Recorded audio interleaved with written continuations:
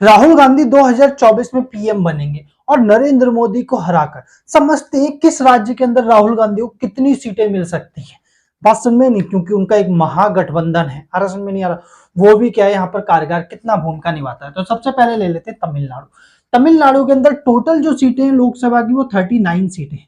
और 39 सीटों के अंदर क्या है, वहां पर जो मेन पार्टी है वो डीएमके के साथ क्या है, कांग्रेस का गठबंधन है। कौन कौन सी, एक तो डीएमके द्रविड़ मुनेत्र कझगम डीएमके, और एक क्या है कांग्रेस, और वहां की अन्य छोटी छोटी पार्टियां मिलाकर क्या इन्होंने 39 सीटों को बांट लिया है। जिसमें 39 में से 22 सीटें जो है वो डीएमके के पास है, 10 सीटें जो है वो क्या है कांग्रेस के पास है, और करीबन करीबन मान के चल लो कि अब बचा कितना, 10 22 कितना हो गया जी, 32 और बचा कितना आपकी 7 सीटें। 7 सीटें जो है वो अदर के पास है। अदर मतलब उसमें बहुत छोटी छोटी पार्टियां हैं, समझ में नहीं है। जैसे कि आपको पता है कमल हसन की पार्टी है, समझ में नहीं। तो इस तरीके की उन्होंने सीटें दी हैं टोटल। तो अब यहाँ पर जीतने के कितने चांस है, आप भरोसा नहीं करोगे। वहां पर एक और जो पार्टी है वो एआई है, क्या एआईएडीएमके, इसका मतलब यह है ऑल इंडिया अन्ना द्रविड़ मुनेत्र कझगम, समझ में नहीं। तो यहाँ पर क्या है, तमिल संस्कृति बहुत ज्यादा भूमिका निभाती है, समझ में नहीं। इन्होंने क्या है इसके लिए मूवमेंट भी किया था जब ये आजाद हुए थे, मतलब सॉरी ये कह रहा हूं, हम सभी आजाद हुए थे अरे समझ, तो उस समय इन्होंने मूवमेंट करना शुरू किया था। क्लियर है। जो सीएन अन्ना दुरई, समझ में नहीं, वहां के क्या फर्स्ट एक द्रविड़ संस्कृति को क्या है प्राथमिकता देते हुए वहां के सीएम भी बने थे 1967 के अंदर। तब से डीएमके, और डीएमके से अलग हुई एआईएडीएमके। बात समझ में आ रही है नहीं आ रही है, ठीक है। तो इन दोनों पार्टियों का डोमिनेंस रहा है। अगर कोई भी नई पार्टी आकर वहां पर क्या नहीं कर सकती, अपना वर्चस्व नहीं निभा सकती है जल्दी। क्लियर। हम क्या है बीजेपी की बात करेंगे, किसी को डाउट हो कि जो के अन्ना दुरई, वो के अन्ना मलई है, यार समझ नहीं है, वो मतलब महत्वपूर्ण भूमिका निभा रहे हैं इस समय है तमिलनाडु में, उस पर जिक्र करेंगे। तो पहले ये समझते हैं जो डीएमके है, डीएमके 2019 के अंदर जब मोदी लहर चल रही थी उस समय भी इन्होंने क्या है 39 में से 38 सीटें जीती थी। यानी एक ही सीट किसको गई थी, एआईएडीएमके को। अरे समझ में नहीं आ रहा। तो अब सोच के चलो यहाँ पर 38 सीटें जीती। अब उसने क्या किया बीजेपी, देखो गठबंधन का मतलब यह है कि इन्होंने 29 सीटों में से क्या बोलते हैं 22 सीटें डीएमके खड़ी कर रही है, 10 कांग्रेस खड़ा कर रहा है, 7 अदर। तो ये सब मिलकर एक दूसरे के लिए वोट मांगेंगे। मतलब उसमें जो डीएमके के वोटर हैं वही कांग्रेस को वोट डालेंगे, डीएमके को मान कर। क्यों, क्योंकि ये गठबंधन है। और डीएमके ने इसलिए ऐसा किया जिससे कि बीजेपी गवर्नमेंट को हटाया जा सके, वरना ये सारी सीटें डीएमके की थी, वो ऐसा क्यों करता। डीएमके क्या है जीतने के पूरे पूरे चांसेस है। देखो के अन्ना दुरई, के अन्ना मलई बहुत ज्यादा भले क्या है मेहनत कर रहे हो, समझ में नहीं है। पर किसी भी क्या है राजनीति के अंदर लोगों के दिल में बसने में समय लगता है। उन्होंने तो मात्र करीबन करीबन 3 महीने से देख रहा हूँ वो बहुत ज्यादा एक्टिव है। अरे समझ में नहीं आ रहा। जैसे हमारे ध्रुव राठी, अरे समझ में 3 महीने से ज्यादा एक्टिव है, तो इनका इम्पैक्ट कुछ ज्यादा नहीं पड़ने वाला है, समझ में नहीं। तो के अन्ना दुरई का भी आप रिजल्ट देखोगे ना, तो कुछ ज्यादा सीटें, मतलब ज्यादा वोट भी नहीं पड़े होंगे इनको, समझ में नहीं है।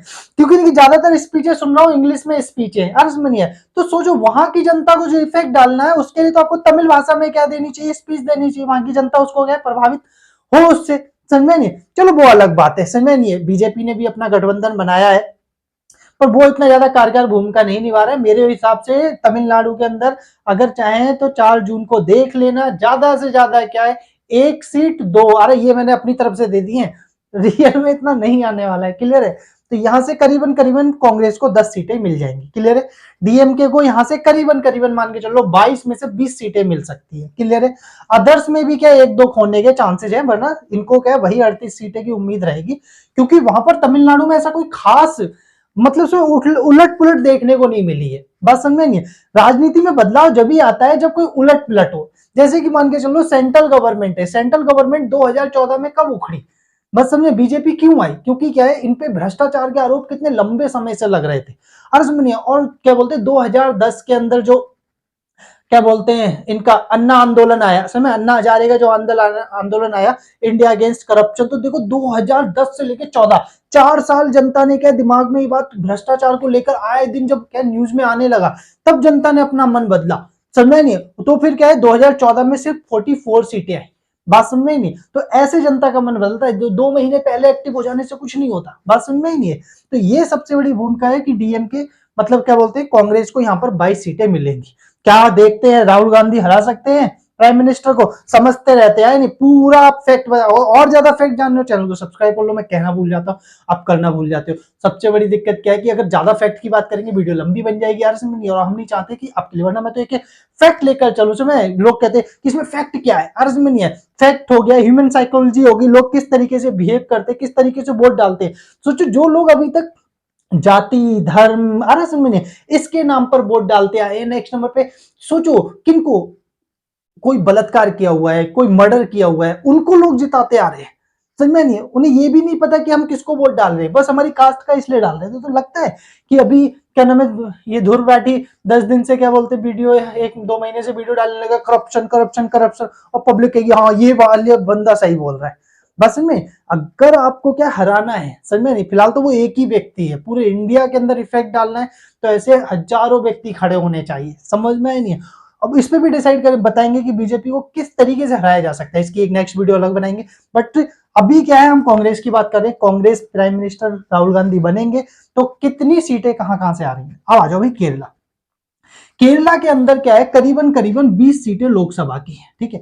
20 सीटों में लोकसभा के अंदर करीबन करीबन यहाँ पर गठबंधन क्या है, ज्यादा प्रभावी नहीं रहा, क्योंकि जो गठबंधन बना रहे हैं अर्ज में जैसे सीपीआई वगैरह, वो या उनके अगेंस्ट क्या कैंडिडेट खड़ा कर रहे हैं, इसलिए यहां मान लो केरल में गठबंधन नहीं है। 20 सीटों में से देखो यहाँ पर क्या है, जो ईसाई लोग हैं यार, समझे ईसाई जो है वो करीबन करीबन 10% ईसाई है, 59% वहां पर क्या बोलते हैं मुस्लिम है, और नायर जाति जो है वो कांग्रेस को सपोर्ट करती है। यानी कि ये 3 लोग क्या है करीबन करीबन कांग्रेस को सपोर्ट करते हैं, इसीलिए केरल में कांग्रेस मजबूत है। तो करीबन करीबन क्या है, कांग्रेस 20 में से 14 सीटें निकालने का चांसेस है। कितना? 14, समझ में, परसेंट नहीं, 14 सीटें। बात समझ में आ रही है नहीं? ठीक है।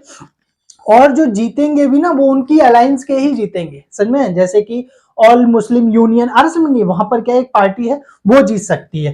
क्लियर हो गया है, मुस्लिम लीग यूनियन है, all India Muslim league union. Clear हो गया। तो ये हो गई, ठीक है, केरल में। और यहाँ पर अब आ जाते हैं भाई, तो बीजेपी यहाँ पर भी कोशिश कर रही है, पर मिलेगा यहाँ भी उसे कुछ नहीं। बात समझ में ही नहीं रही, ठीक है। बट ये बीजेपी अच्छी कोशिश कर रही है साउथ में, यार समझ, ये नहीं कह रहे नहीं कर रही है, पर अभी यहाँ पर उनके बुरे हाल है। चलो भाई छोड़ते, यहाँ पर ले लेते हैं कर्नाटका। कर्नाटका में तो पता ही है सिद्धार्थ मैया आरएस में नहीं, वो वहां के क्या सीएम भी है इस समय, कर्नाटका में बीजेपी को हराया भी है। तो समझते हैं कर्नाटका में कितनी सीटें हैं टोटल। कर्नाटका में टोटल सीटें जो हैं वो 28 है,